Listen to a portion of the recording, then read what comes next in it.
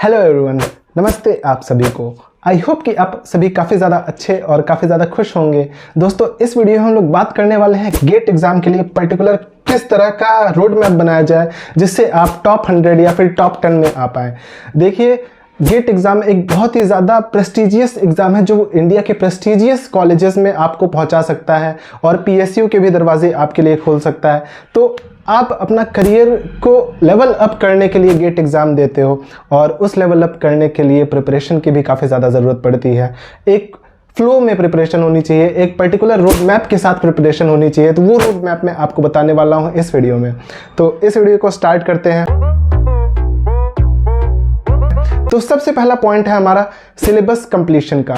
Syllabus completion आपका कब तक हो जाना चाहिए? दोस्तों, मेरी मानिए तो आपका सिलेबस कंप्लीशन जून, जुलाई या फिर अगस्त तक तो हो ही जाना चाहिए अगर आपको टॉप 10 में लाना है या फिर टॉप 100 में रैंक लानी है। तो इससे क्या होगा कि आप जैसे सपोज करिए आपने मार्च में प्रिपरेशन स्टार्ट की या फिर अप्रैल में प्रिपरेशन स्टार्ट की, तो आपको इस तरीके से नहीं पढ़ना है कि आप काफ़ी ज़्यादा पढ़ लो, कितना ज़्यादा पीएचडी कर लेता हूं मैं, आज इस सब्जेक्ट को पूरा का पूरा ख़त्म कर देता हूं। नहीं, आपको एग्जैक्टली एकदम स्ट्रिक्टली गेट सिलेबस के हिसाब से पढ़ना है। गेट सिलेबस में आप क्या क्या पॉइंट्स देख रहे हो, उस चीज़ों को पढ़ना है, उन चीज़ों के कॉन्सेप्ट्स को एकदम स्ट्रॉन्ग करना है।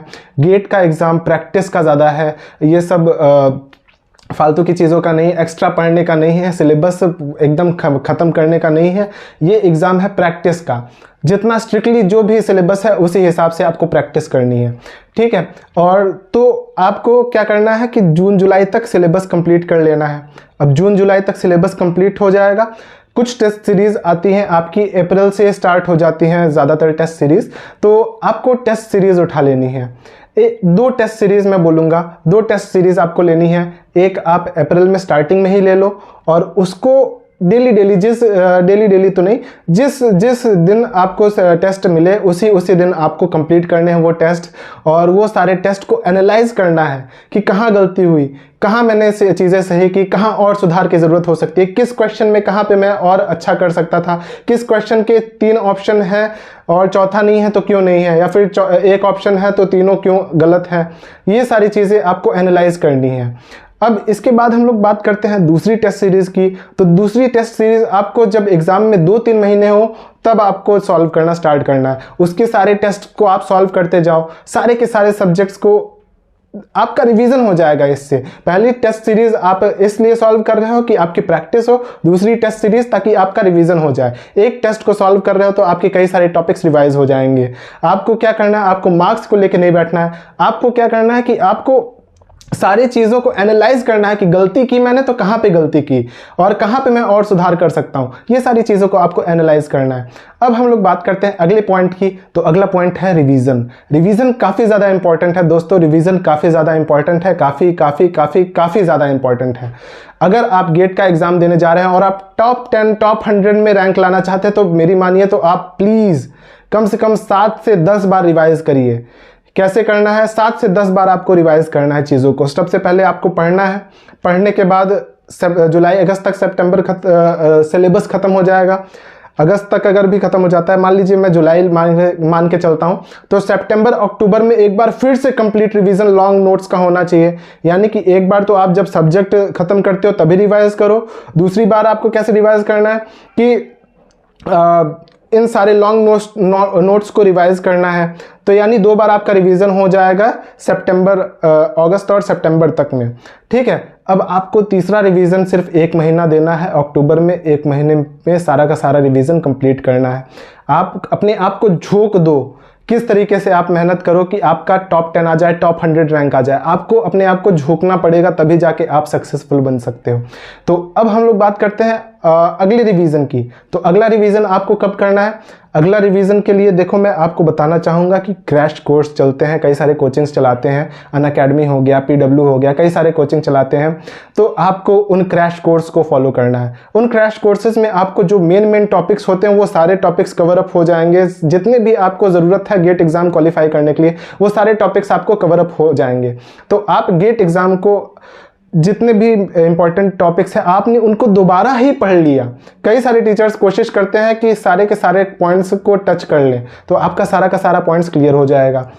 अब उसके बाद सारे के सारे क्रैश कोर्स के लेक्चर्स को आपको स्ट्रिक्टली फॉलो करना है और बीच बीच में अपने भी जितने नोट्स हैं, लॉन्ग नोट्स बने हुए हैं, उसको भी रिवाइज करना है। और जो मैंने बताया था ये अक्टूबर का महीना जिसमें आपको 1 महीने काफ़ी ज़्यादा रिवीजन करना है, उसमें आप बनाएंगे शॉर्ट नोट्स। वो सारे लॉन्ग नोट्स को देखेंगे, आपने 2-3 बार पढ़ लिया है वो चीज़ों को, तो आपको पता है कि कौन सी चीज़ें इंपॉर्टेंट हैं, कौन सी चीज़ें इंपॉर्टेंट नहीं है। तो जो चीज़ें इंपॉर्टेंट हैं वो सारी चीज़ें शॉर्ट नोट्स में होनी चाहिए।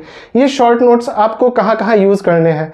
आपको किसी भी टेस्ट सीरीज़ के पहले आप इसको यूज़ कर सकते हो, किसी भी एग्ज़ाम के पहले, जैसे एग्ज़ाम के 10 दिन पहले भी आप इसको यूज़ कर सकते हो। ठीक है, ये सारे शॉर्ट नोट्स आप बार बार रिवाइज करो। इसको ये शॉर्ट नोट्स ही आपके एग्ज़ाम के पहले आपके ब्रह्मास्त्र होने वाले हैं। अब हम लोग बात करते हैं, क्रैश कोर्स की बात हो गई, तो हम लोग बात करते हैं महारिवीजन की। कई सारी कोचिंग्स महारिवीजन भी कराती हैं। महारिवीजन में और क्वेश्चन प्रॉब्लम सॉल्विंग से भी सारे प्रीवियस ईयर क्वेश्चन के प्रॉब्लम सॉल्विंग्स होते हैं। क्वेश्चंस के से रिलेटेड, पीवाईक्यू से रिलेटेड जितने प्रॉब्लम्स बन सकते हैं वो सारे प्रॉब्लम्स को भी कोचिंग से सॉल्व कराती हैं। तो आप एक कोचिंग को पकड़ लो और उसी के फ्लो में आप सारी चीज़ें करते जाओ। सपोज करो आपने पीडब्ल्यू को लिया, अब पीडब्ल्यू के आप सारे के सारे लेक्चर्स ख़त्म करने की कोशिश करो जुलाई में, और फिर उसके बाद रिवीजन करने के लिए आप क्रैश कोर्स यूज़ कर सकते हो। रिवीजन के लिए आप लॉन्ग नोट्स ही यूज़ करो। जब लास्ट में क्रैश कोर्स लाइव चल रहा हो तो आप लाइव देखो, या फिर लाइव नहीं भी देखना हो तो आप रिपीटेड में देखो उसको 1.2x 1.5x में या 2x में देखो। इससे आपको क्या होगा कि आपको काफ़ी ज़्यादा चीज़ें रिवाइज भी हो जाएंगी और टाइम भी आपका कम लगेगा एज़ कंपेरिजन टू अदर्स। और ये सारे रोड मैप थे, और एक फार्मूला शीट भी आपको बनानी है। आपको 2-3 चीज़ें और करनी है। एक फार्मूला शीट आपको बनानी है जिसमें आपके सारे फार्मूलेज होने चाहिए। एक आपको बनानी है मिस्टेक बुक बनानी है। मिस्टेक बुक में क्या होगा कि आपने जितनी भी टेस्ट सीरीज़ में मिस्टेक किए वो आप उसमें नोट करोगे। तो ये सारी चीज़ें आपको करनी है, और आप अगर ये सारी चीज़ें स्ट्रिक्टली फॉलो करते हो तो मैं गारंटी देता हूँ कि आपके एक बहुत ज़्यादा अच्छी रैंक आने वाली है। तो अगर आपको ये चीज़ें समझ में आई हो तो आप अभी से फॉलो करना स्टार्ट करो।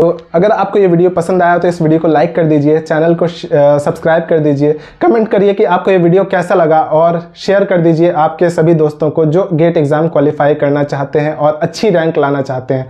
तो थैंक यू सो मच आप सभी को। जय हिंद।